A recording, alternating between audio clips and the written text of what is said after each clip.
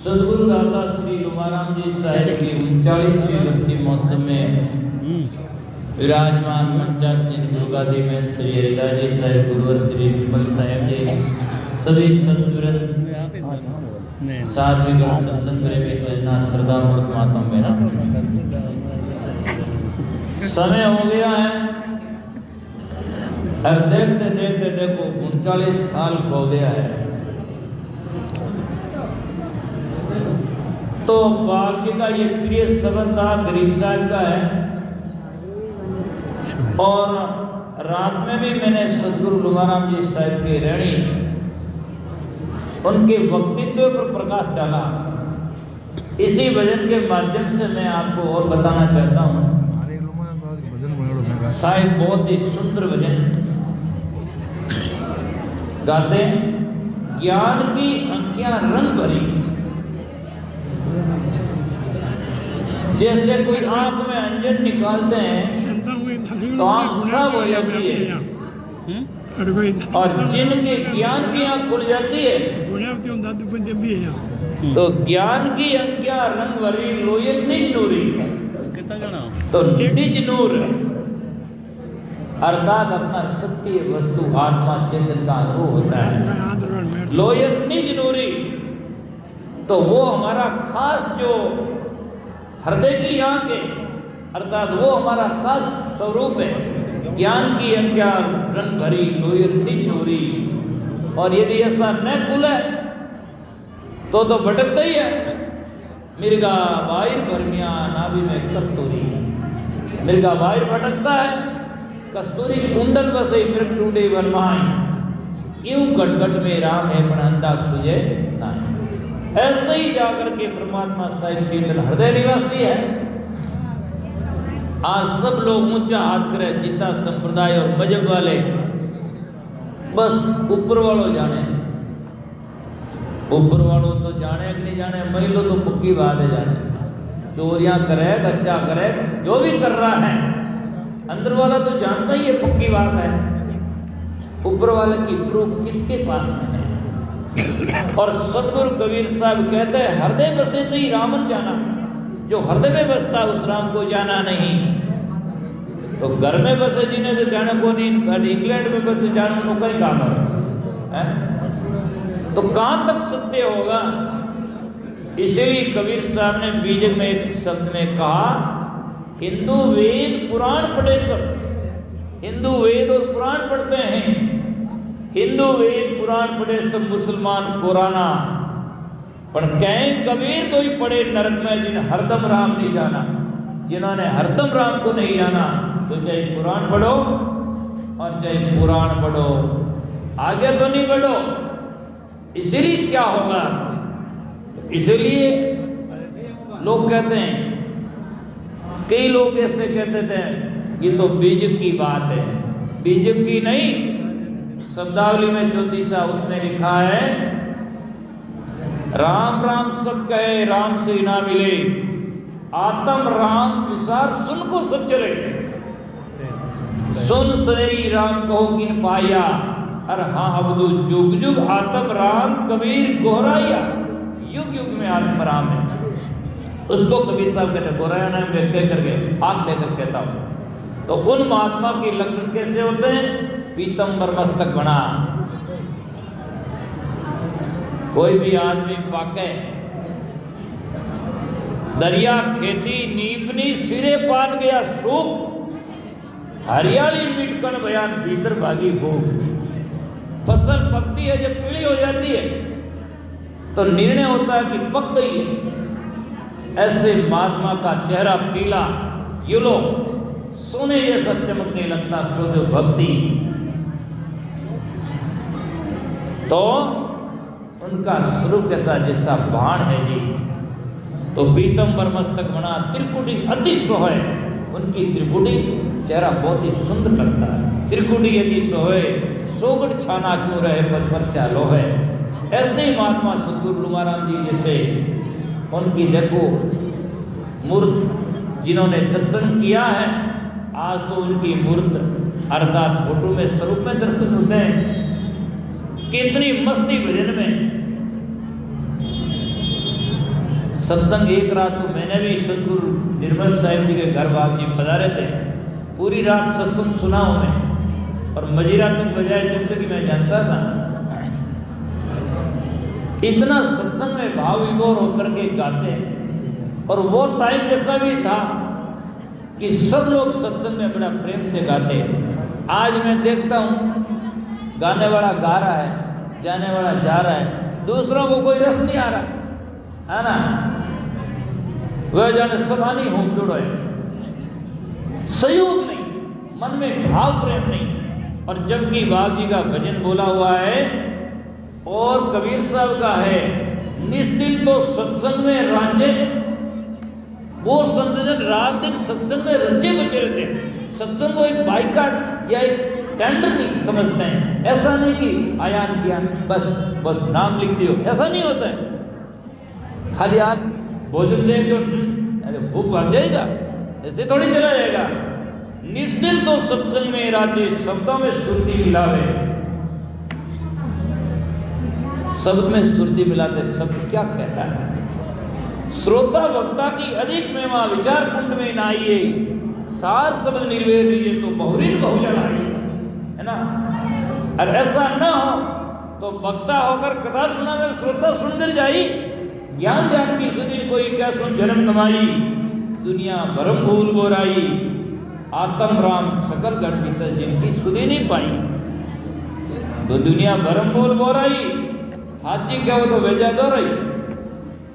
अब बड़े महाराज बात क्यों गो रही, ऐसी बात महाराज ने क्यों कह दिया है?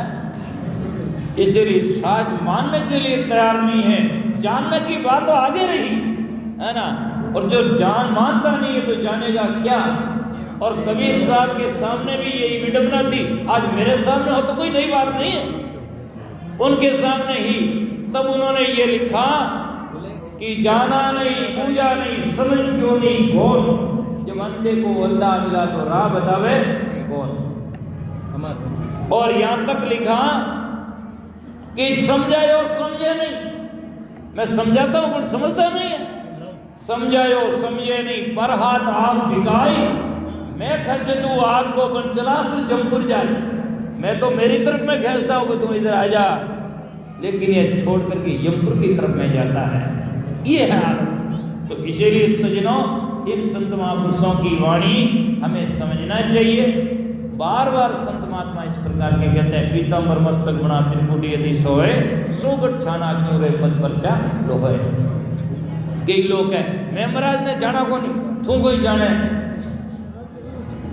सुखदेव जी जैसा जनक को नहीं जान पाए और कई संतों को जान नहीं पाए, तो आप और हम क्या हैं? देखो, संत को जानने के लिए संत बनना पड़ता है, सद्गुणी को जानने के लिए सद्गुणी बनना पड़ता है। दुर्गुणी को सद्गुणी समझ में नहीं आ सकता है। सूक्ष्म चीज को देखने के लिए सूक्ष्म बनना पड़ता है। सुई का नोक छोटा होता है, सुई का नोक छोटा होता है, माता बहना उसको धागा पिरोती है तो क्या करती है? आंख जोरू भड़े कम करे।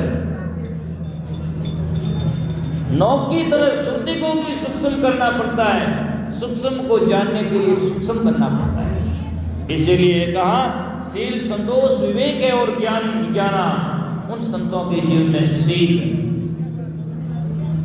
अटे शील को नहीं, अटे तो पूरी ढील है ना। और शील का तो ज्यादातर लोगों को अर्थ भी पूछ लेना।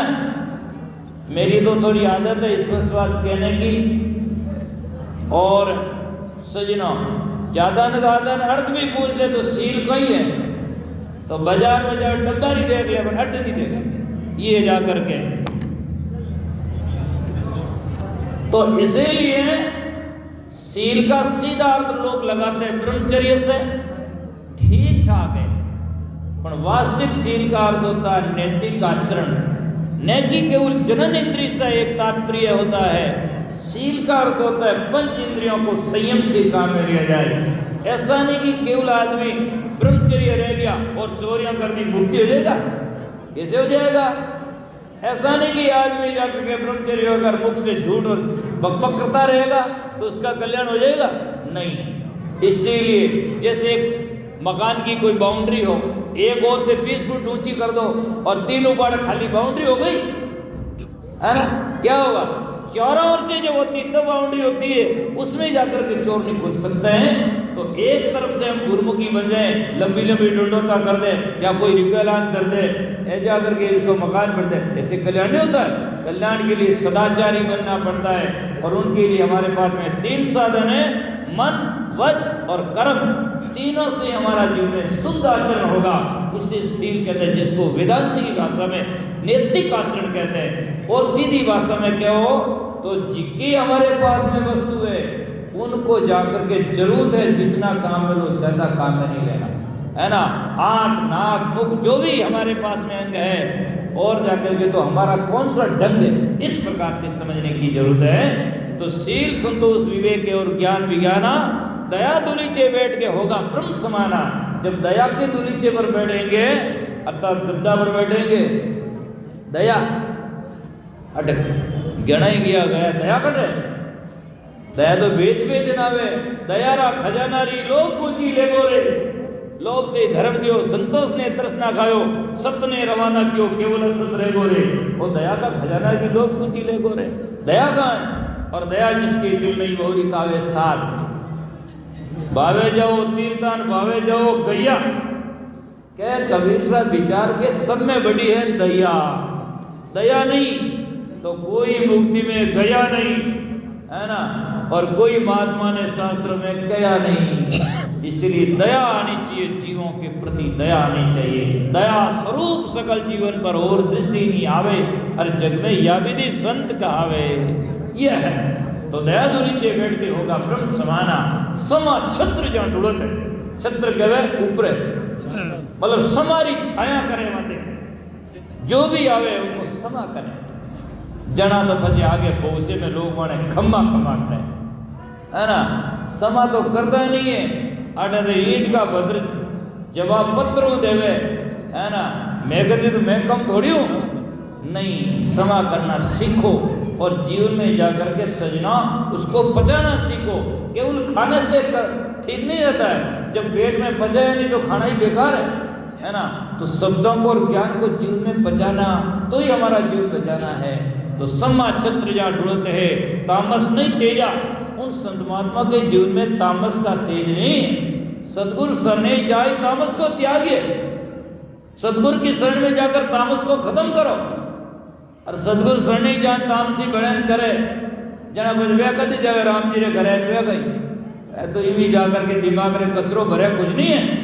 और जो आदमी औगुणों को लेता है वो समझदारी थोड़ी है। जैसे कोई औगुण तो गंदगी के समान जानना चाहिए। एक आदमी के भीतर में होता है तो औगुण बाहर फेंकता है, मतलब गंदगी घर में होती है बाहर फेंकता है, ठीक है? और दूसरों जोड़ी मार घर ले जा, वो समझदार है क्या?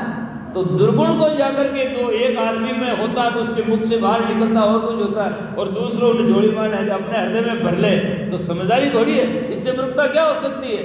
गंदगी भरना नहीं चाहिए, बात छोड़ दिया बस इसी बात में। तो तामस नहीं तेजा सोजन परसा जानी है विगतरी सहजा, वो अविगत की सहज में हंस हिरंबर खिल रहे।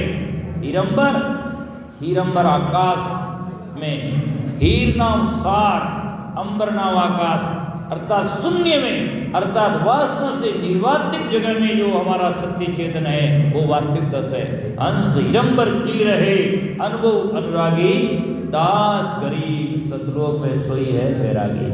ऐसे वैरागी महापुरुष संसार में वो सतलोक के अधिकारी हैं। और उन महापुरुषों को जैसे सतगुरु लुमाराम जी साहेब हुए, उनके चरणों में सत नहीं कोटि कोटि अनंत कोटि वंदन दंडवत प्रणाम करते हुए मैं मेरे वक्तव्य को विराम देता हूँ। बोलो सतगुरु लुमाराम जी साहेब।